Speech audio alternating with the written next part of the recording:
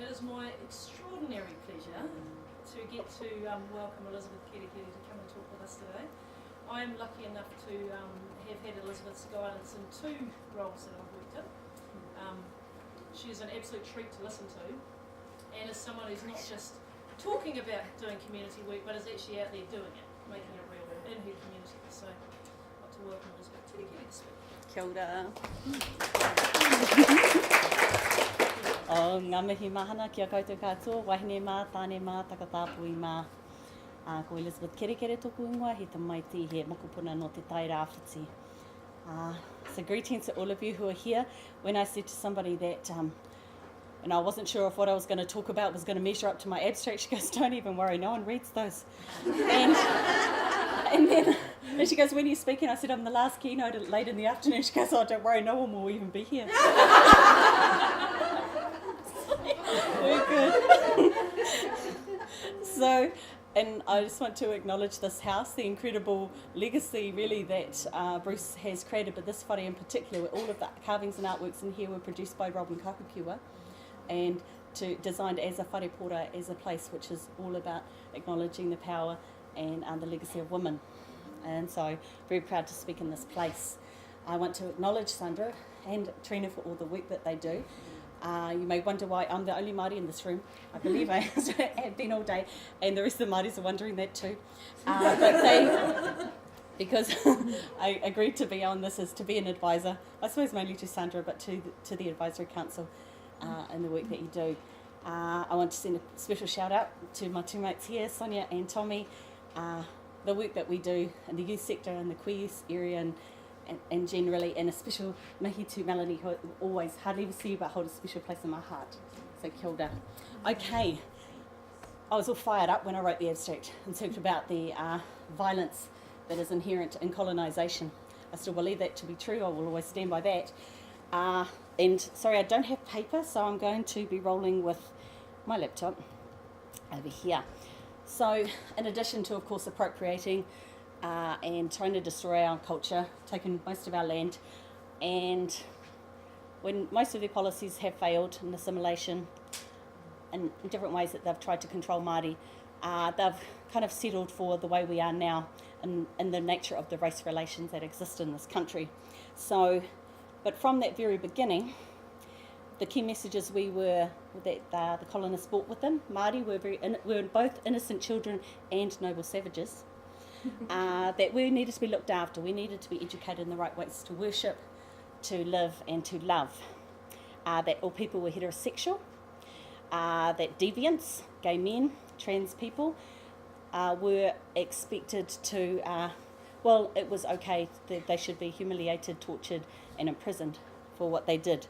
So even though what they may be doing was consensual and behind doors, was sex between men and women, that was not talked about, and that was not okay. But again, if it was going to happen, it was between a man and his wife, and a man and any other woman he chose to pay, which was absolutely acceptable, probably still. It's kind of mostly still. But that women were responsible for controlling the urges of their men. They controlled them with their womanly wiles, and the behaviour of men was a reflection on the woman's ability to manipulate and cajole them. And just amazing watching the Grease video. This is all about that, and especially the vampire references. It's like, I will be responsible for making sure I don't push him too far so he does something bad to me and everyone else.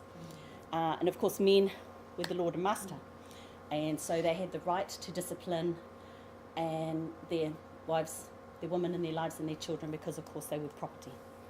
So it must have been a bit of a culture shock when they came here. I don't want to get into the possibility, although it's nice to think there's a romanticised thing where life was really fabulous for women in the past. I think it was a very hard life I would not go back to.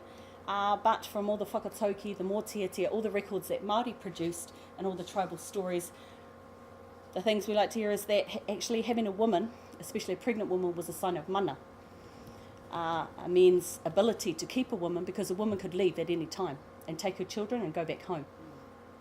The man's primary responsibility was to take care of providing for that family where the children were looked after by their nannies, so that both parents could go and work for the good of the whole tribe.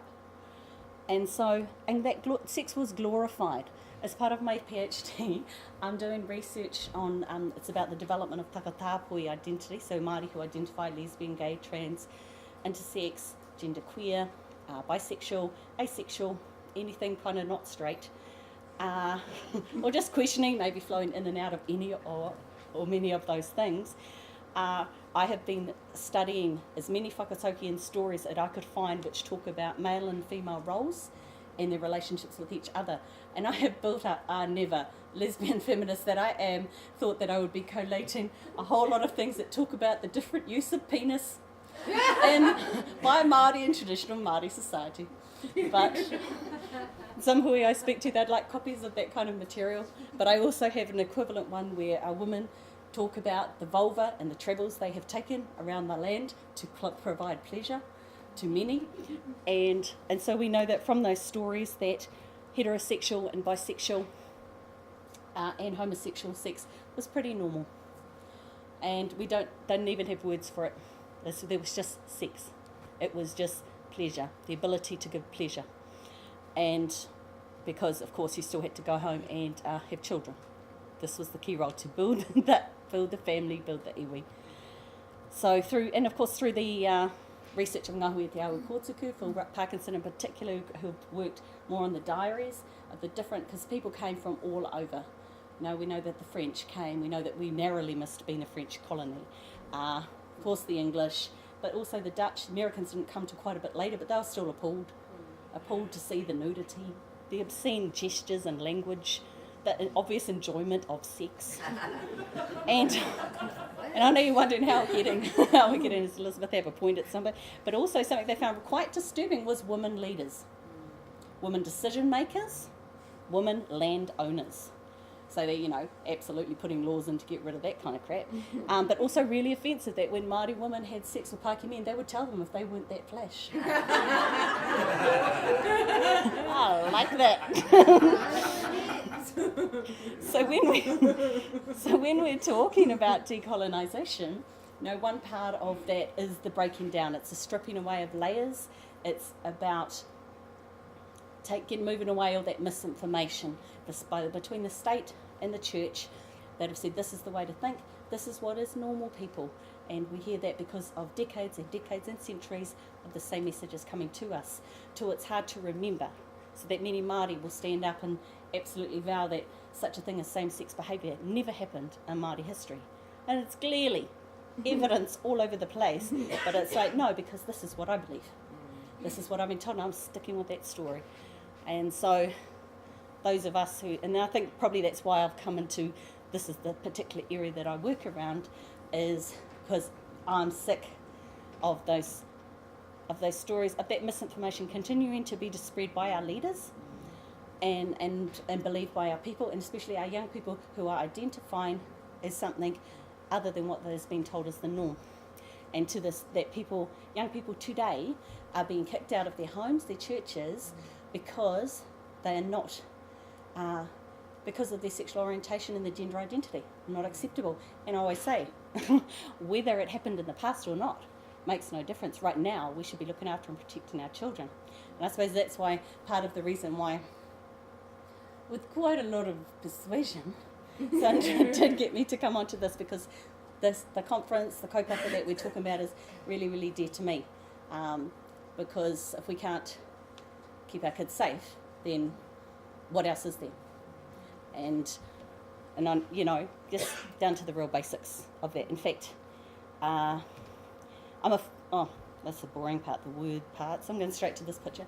Because I'm a full-time artist. I'm just about to finish my degree in Māori Visual Arts, but I've done art all my life. My father was a master carver, is a completely violent megalomaniac as well, but incredibly creative, incredible carver and artist. This is called Te Pito o Te Ao. It's a commission I did for probation in Gisborne when they opened their offices, and it's in their whānau room, and it means that your children are the centre of your universe. And the kaupapa with it, the inside is a kōwhaiwhai design, which is the koiri, which is the parent taking care of the child.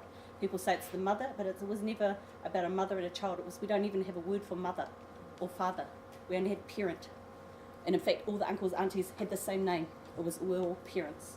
And And so this is this, and then the harakeke around it represents a whenua, where we come from, where we come back to, and so that's about knowing who we are and being able to come to a place where it's safe to be whoever we are and loved, and the different shades around represent the rainbow of families who look after our children, because it's not just this nuclear family or whoever it is that you're born in the house, it's the communities we come into and the lives that we create as we get older. So when I'm looking at, and this, I've had amazing feedback from people that said really violent offenders, people have come into this room and cried when they see this work. And me as somebody, I might not connect with that person. I might not be able to sit down and say to them, you know, what you're doing is not flash, mate. You really shouldn't be hitting your missus, or any of that kind of talk. That's not what I do. But through this is one way. It's a mechanism of making them think about different things and acknowledging, yeah, they were not looked after. They don't know how to keep themselves safe. They don't know how to be safe sometimes in the world, and certainly not in their relationships. Anyway, so when we're coming back to decolonisation, part of it is that deconstruction. I really liked what Sandra said about the weeds in the garden. Just by removing the weeds, just by knowing that something is bad and where it came from isn't enough. So like I say, when my father was giving me hidings, I was not that interested about the emasculation of Māori men through colonisation. I'm still not. One of the first times I was raped by a Pākehā guy, and the whole time he was doing that, he kept saying, this is how Māoris like it. I was not interested at all in the dynamics of how racism has been expressed by having power over a Māori woman's body.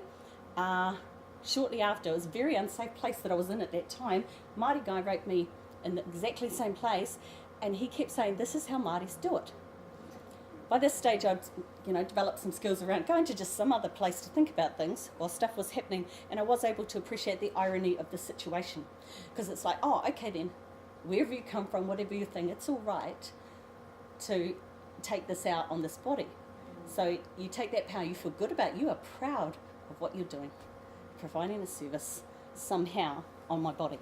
And so, again, I think I've listened to some of the workshops here, and I just know there's so many services doing so many things. And I suppose the key point around this section is it's not just that deconstruction, it's that thing of looking at what is happening how and realising we're not dealing with an individual's problems or an individual's bad behaviour, bad choices, that the trauma, the historical trauma that is a result of, and the ongoing colonisation, foreshore seabed, that it just doesn't actually stop. The government, DOC, continue to steal our land, and we know as Indigenous people that John Keys is not handing over the keys to Parliament to the Tēnā Rangatiratanga movement anytime soon. We know that this is a process. So when decolonisation is used in other places, it's like they used to be colonised and now they're independent. We know in this country our independence has to be in the state of mind, it has to be in the way that we work on ourselves and the way we work in this community. And I suppose part of my role here then has been to try to find pathways and using a kind of treaty framework then to assist non-Māori organisations or government departments to look at how they can be more effective for Māori.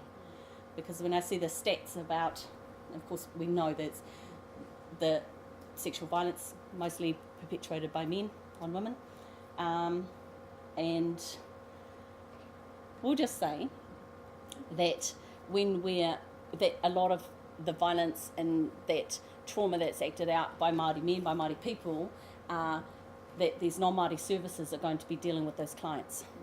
And sometimes there's some of those things when you're trying to look at things systemically, or trying to think how do these models around the impact of colonisation, what does that work, how's it going to happen in our organisation. It's great if you've got Māori staff actually skilled in that area. One of the tools that was created by Brenda Tahi of Brenda Tahi and Associates, that I did a lot of work with her, and she created this framework of expectations, and she talks about creating, that there is not one thing. You can't just appoint a Māori and then expect that they will just take care of everything for you. Everything Māori, will just ask that person and they will sort that out.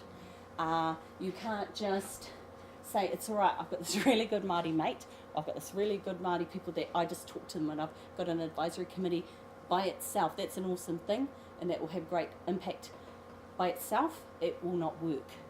And so she developed this is like really comprehensive, that actually it's an interlocking set of things that need to happen.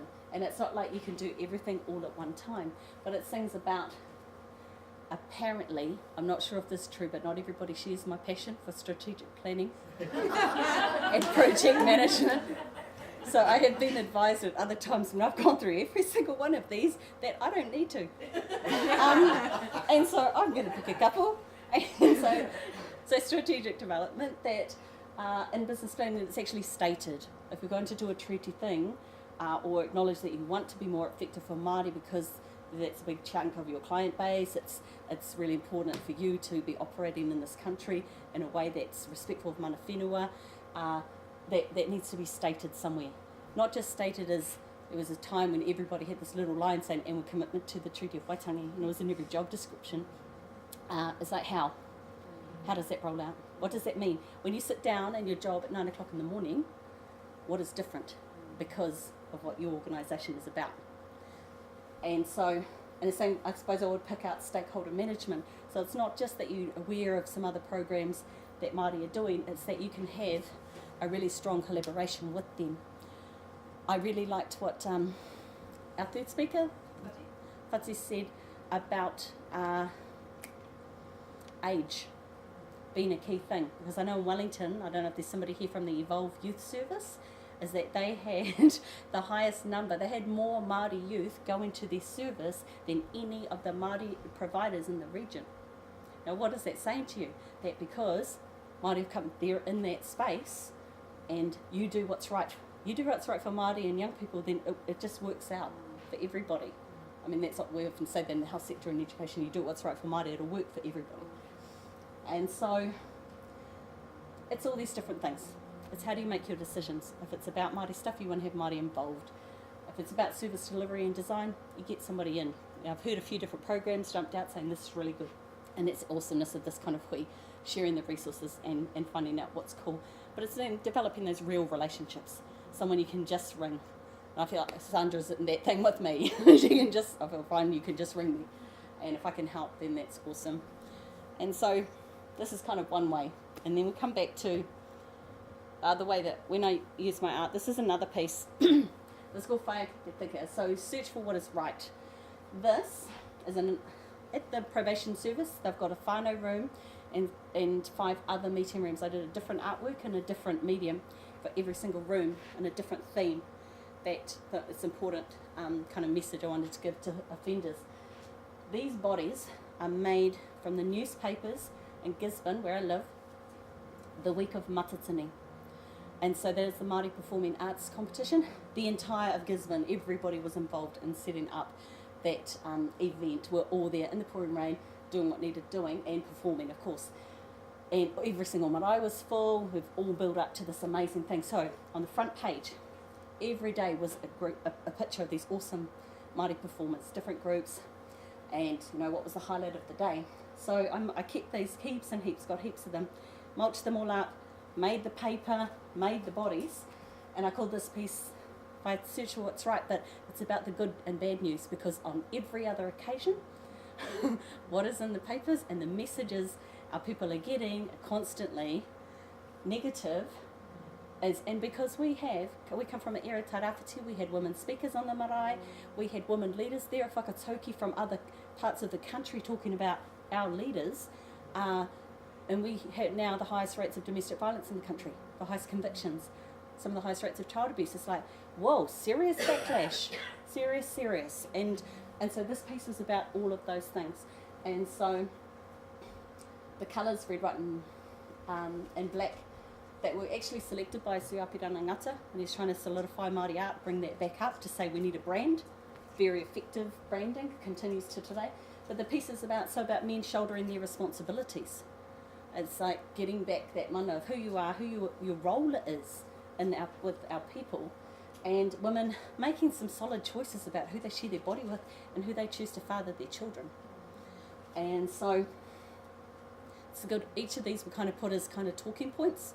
So when staff needed to kind of raise a particular issue or talk through that, it acts as a prompt. And so even if Māori don't recognise the designs, they can talk about it and they relate with it. This one here, Mana Wahine, this is for my exhibition, which is doing 1.5 weeks. You can faintly see the woman's symbol in the back. A nod to the feminism as it came and has operated in this country. It's been awesome for me because unlike the rest of my family, there are big sections of my family riddled with sexual violence. We moved away when I was young and we got raised with my mother's family, the Pākehā family in Dunedin.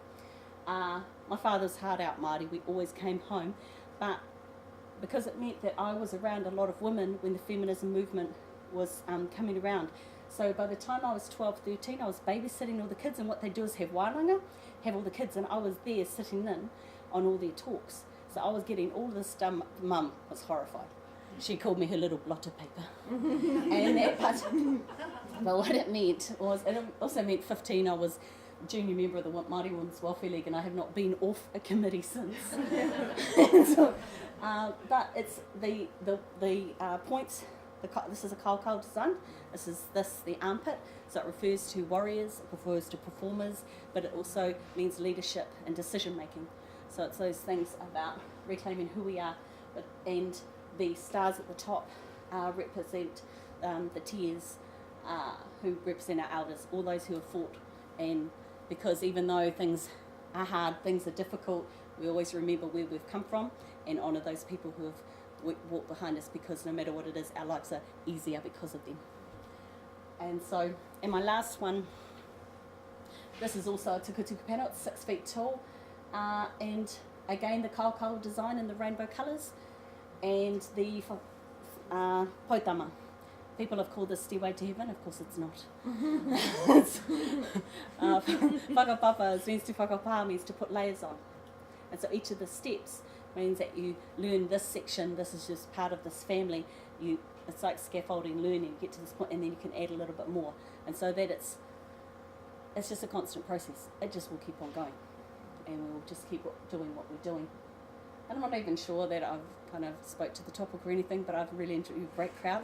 And that is my last slide. And so, but I suppose it's looking at all of those things. Oh, I do remember something when it's about, I just remembered something I wrote somewhere in that computer, is about challenging our thinking. You know, because many of us, I'm just throwing it out there, that have had a feminist kind of background or leanings, but it's just like, just kind of, do we assume everyone is heterosexual, or should be? Do we assume everybody is the gender that they were born in? Do we assume that if a man leaves his wife, that really she wasn't trying hard enough to satisfy him? I think not so much in this room. Thinking about that, it's like, okay. And so I suppose it's, looking at thinking how do you make something that's a systemic problem, how do you approach that inside your organisation, particularly within whatever funding you have, and however long, because we often are not funded long enough to see how well a program's actually working before we're required to change it. And so I think it's about that, broadening your thinking and looking at other ways. I'm not suggesting art therapy or anything like that, but I think there's other ways of engaging people and getting them to speak, and certainly ways of looking at the organisation and how you run yourself. I was going to leave it at that. So, kia ora, thank you.